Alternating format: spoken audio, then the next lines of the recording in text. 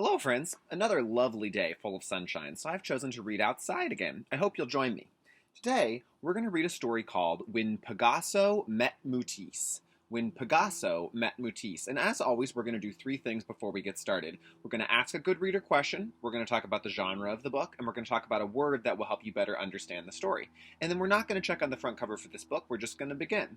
So, the good reader question first. The good reader question is, what are your favorite art materials?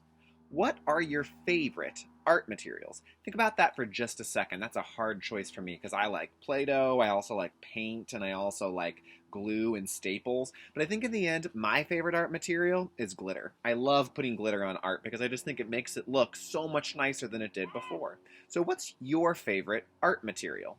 If you're able, pause this video and talk to someone near you about your favorite art material.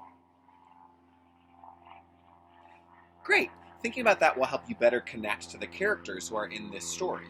The next thing we're going to do is talk about the genre. The genre of this book is fiction, which means the author wrote it to tell us a story. They made it up in their imagination. It's going to have characters and a setting and a problem that's going to get solved. It's a fiction story. And one thing that we can do when we're reading fiction, or nonfiction really, is to practice making I say, you say, text-to-text connections. Text-to-text connections. That's right.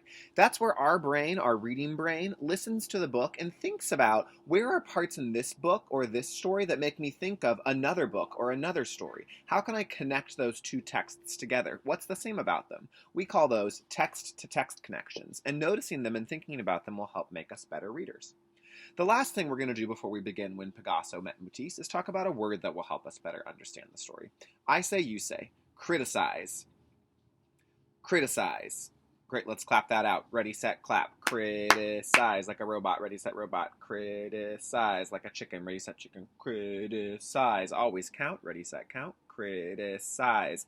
How many parts? 3 parts to the word criticize. And criticize is when someone tells you that your work isn't good and what you need to do or what they think you need to do to make it better. That's what criticize means, and a good reader will remember that word for this story. When Pigasso Met Mootisse by Nina Layden. She was the author and the illustrator of this story. There once was a young pig named Pigasso. While the other pigs rolled in the mud and played games, Pigasso painted. He painted anything and everything, and in a most unusual way. At the same time, there once was a young bull named Mootisse. Mootisse was not like the other bulls. He wasn't interested in bullfighting. Mootisse was happy only when he painted pictures, and he painted big, bold, bright pictures. I hear the author telling us that painting is really important to both characters, but that they paint in different ways. In time, word of Pigasso's talent spread throughout the pig provinces. Soon, art-loving pigs from all over lined up to buy his creations. At the same time, Mootisse was getting quite famous in the cattle community. There weren't many households that didn't own a moosterpiece. Pigasso and Mootisse were becoming art superstars. But this came with a price. Everybody wanted to see them. Art buyers, art sellers, art students, art historians, art groupies. It was an art attack. One day, Pigasso got fed up and said, "I'm tired of this noisy pig pen." At the same time, Mootisse declared, "I'm sick of this crowded cow town." Needing a change, they both decided to look for a peaceful place where they could paint without distractions. It sounds like all the attention they were getting was putting them in the red. So they decided to look for some place quiet and peaceful where they can focus.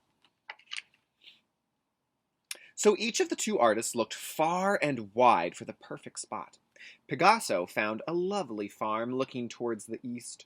Mootisse found a handsome farm facing towards the west. After Pigasso moved in, he went to introduce himself to his new neighbor across the road. At the same time, Mootisse went to introduce himself to his new neighbor across the road. That is how Pigasso met Mootisse, and coincidentally, that is how Mootisse met Pigasso. At first, Pigasso and Mootisse were friendly and welcomed each other as neighbors.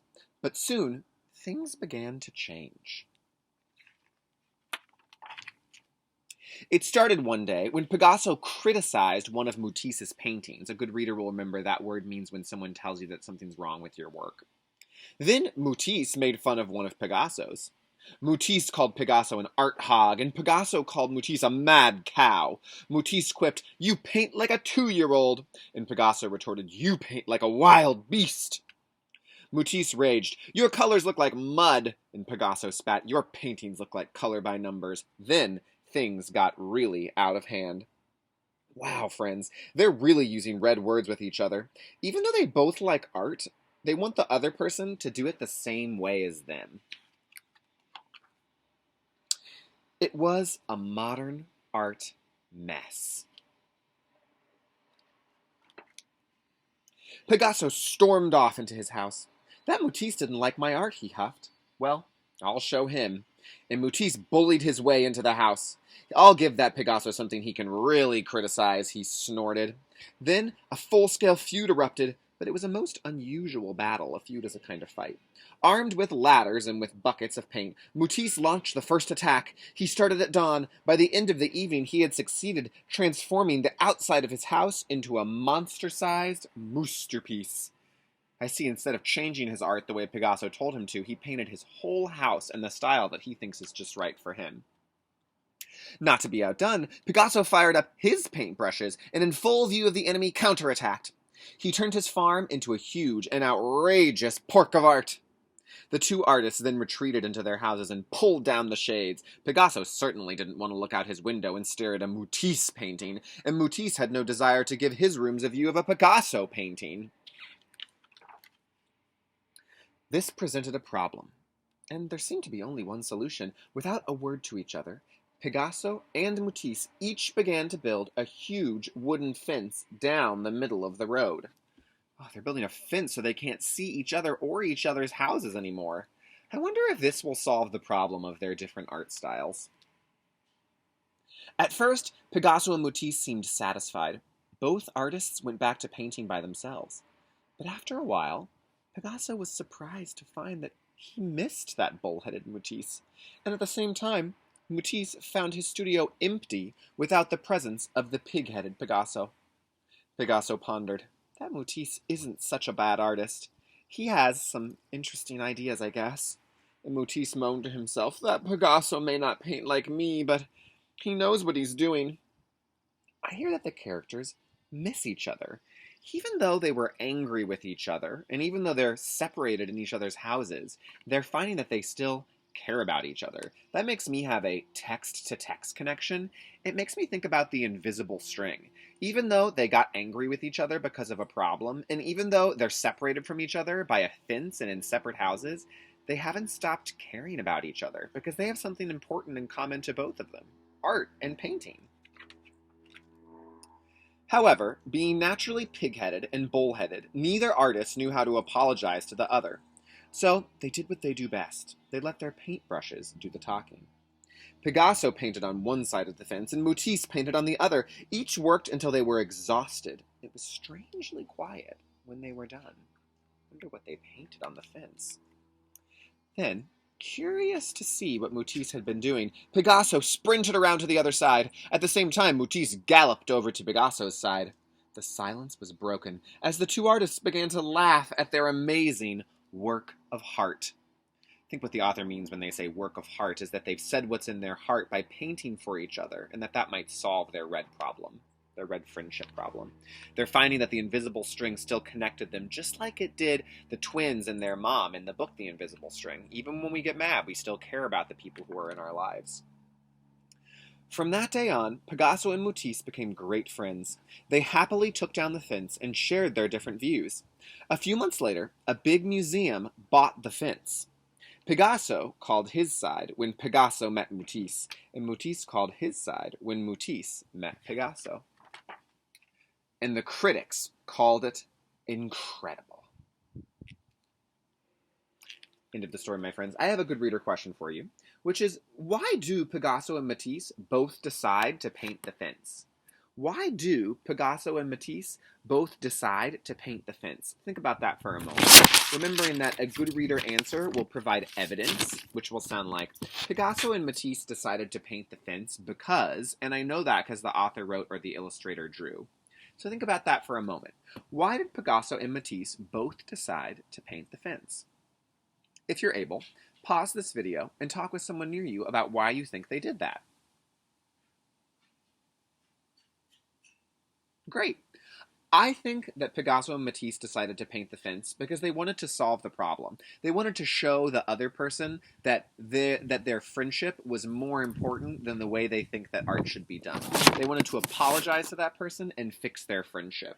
And I think that because on this page, the author and the illustrator both showed me that they miss one another.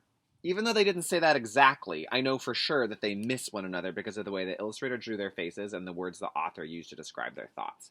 And that's why I think that they both painted the fence to fix their friendship problem. Now, the last thing we're going to do today is some thinking and some writing or drawing about, I say, you say, text-to-text connections. So we've read a lot of books together this year, and I wonder if that book, When Pigasso Met Mootisse, made you think of any of the other books that we've read. Things about the books or the characters or the problems or the solutions that are the same are what make a text-to-text connection. Let me show you an example, and then I hope that you'll do one of your own. So, like I told you in the book, this book, When Pigasso Met Mootisse, made me think of the invisible string. That was my text-to-text connection, because the characters in both stories cared about each other, even if they got mad at each other. And so that's what I did for my text-to-text connection today. I wrote the invisible string, and I illustrated that part of the story where the twins were taking cookies from the cookie jar without permission, and Mom got upset, but the author told us they still had an invisible string connecting them of love. And the same thing in When Pigasso Met Mootisse, even when they got separated into their own houses and weren't talking to each other anymore and were mad at each other and had thrown paint at each other, they were still connected by a string, an invisible string, because they still cared about each other. And that's why I wrote down here, and you can read it with me. Ready, set, read. They care about each other, even when they are mad. That was true in both stories, and that was my text-to-text connection. I wonder what text-to-text connections you can make from this story. What about When Pigasso Met Mootisse might make you think of another story? Once you know, you can talk about that with someone, you can draw a picture that shows it, you can write words that show it, you can do all of those things. Any of those things will help you be a better reader by making text-to-text connections. I can't wait to see what you think of. Have such a great day.